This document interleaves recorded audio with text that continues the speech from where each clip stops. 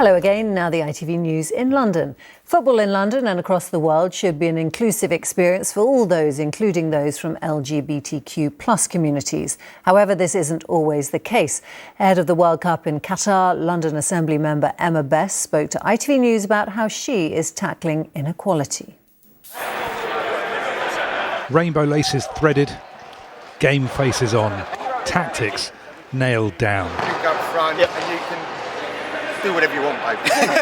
8 teams drawn from London's LGBTQ+ football supporters groups and beyond. We've got the Gay Gooners, the Proud Lily Whites from Tottenham, we've got the Rainbows from Leyton Orient and Pride and Palace from Crystal Palace and Pride of Irons from West Ham, all coming down with others to play in a tournament together. It's the brainchild of London Assembly member Emma Best, together with Stonewall, London FA, Waltham Forest Council and hosted by Leyton Orient Trust. I think it's important to us to demonstrate that football is for all, that equality is important and that everyone has a voice. Before kick-off, a last-minute run-through of the game plan. You can't film this is secret, this is top secret. To be honest, don't know much about the opposition, so we're just going to try and play our own game. I've got no idea what our own game is, because half of us met each other for the first time today. Competition is gladiatorial.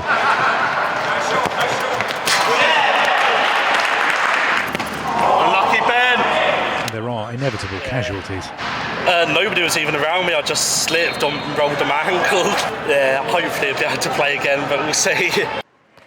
The inclusivity here is intended to combat the exclusion that LGBTQ+ people often feel in the game, particularly with the World Cup kicking off in Qatar, where same-sex sexual activity is criminalised. It sends out a message to LGBT Qataris that they don't matter, and also to LGBTQ+ people around the world that maybe football isn't for you. So that's why events like this, literally called Football for All, are so important. Letting people know that football is a game for everyone. Rory Challens, ITV News.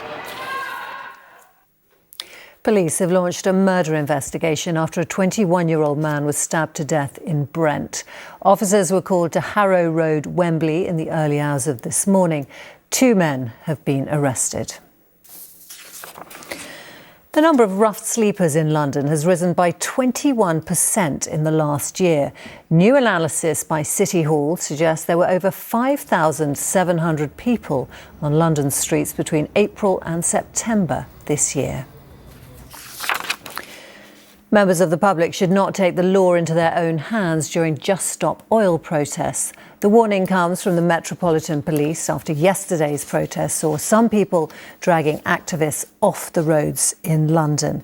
Instead of directly intervening, the police are asking people to call the police. Next tonight, 2 Olympic heroes have arrived in Essex to inspire the next generation of young athletes. Matthew Hudson explains all. Eyes as bright as gold medals as these children meet Olympic heroes, the gymnast Max Whitlock and swimmer Tom Dean. For them, a chance to inspire another generation to train and compete and seek glory, just as they were inspired. I remember when I was a young swimmer, we had even the young school pupils. We had an Olympian came in, and it was just, I remember it like it was yesterday. It was such an important day in my development as a young athlete. Clearly, these youngsters have some years to develop yet. The 2 Olympians were here mainly to meet teenagers on the Aspiring Athletes programme they both support. Some are already forging ahead. Reece Earle is an English school sprint champion. To be honest, it's actually inspiring for me and many others to achieve our goals to where we want to go as well. Because in the sporting life, we know it's very hard to achieve at the very top. So seeing them get a gold medal makes us feel like we can get a gold medal as well. Tom won 1 individual and 1 team Olympic gold in the pool at the Tokyo Games last year. Max, who's from Hertfordshire, has 3 Olympic gold, 3 bronze, 3 World Championship golds and 2 silver, along with many other titles. Along with the highs, Max was also prepared to talk honestly about the lows, the struggles with his mental health, which nearly saw him leave the sport after Tokyo. It's never been more important, and I think days like today are clear examples of where we can give back and we can help and give that bit of advice. While being an elite athlete can be a hard, sometimes lonely life, meeting those who've made it to the top can only help renew determination. Matthew Hudson, ITV News in Essex. Time for the weather now, and will the mild spell last? Here's James Wright.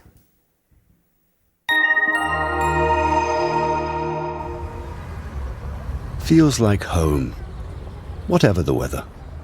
Valent Boilers and Heat Pumps sponsors ITV London Weekend Weather. Hello there, good evening. Started off rather damp, and afraid to say there are going to be more spells of damp and wet weather over the next few days. Good news though, as we head into the last day of October, trick or treat and Halloween. If you are off trick or treating, it should be dry. That said, later on in the evening, this whole system will corkscrew its way up across us, bringing us another dose of wet weather. Back to this evening and overnight, well, plenty of clear spells. Odd rogue shower, but essentially a dry overnight period, and temperatures on the mild side once again, in spite of the fact we've got the clear spells and clear skies, looking at double figures pretty much across the board. As we head through tomorrow then, lots of sunny spells out there to enjoy. Might see a little bit of cloud from time to time, but it'll be pushed through by more sunny spells. As we get into the latter part of the day, we're looking at highs of 17 or 18 Celsius. Now, considering yesterday we got to 22.9 Celsius, which was the warmest 29th of October on record, you are actually starting to see the temperatures slip a little bit. And that will continue over the next few days, because we're going to, on Tuesday, see lots of bands of showers pushing through. Quite a few isobars on the chart, so it's going to be rather breezy. Temperature-wise, we're actually not looking too bad, but like I say, we've got this trend heading downwards temperature-wise. 17 Celsius on Tuesday. Wednesday's actually starting off quite nice. Some good sunshine out there to enjoy, then the cloud, then the rain. That'll be later on in the day. And unfortunately, that front is set to linger, so it could be a bit of a damp start on Thursday. And as you can see, temperatures starting to dip once again, highs of 14. Have a good evening. Valent sponsors ITV London Weekend Weather. That's all from the London team for now. We'll be back tomorrow. Until then, goodbye.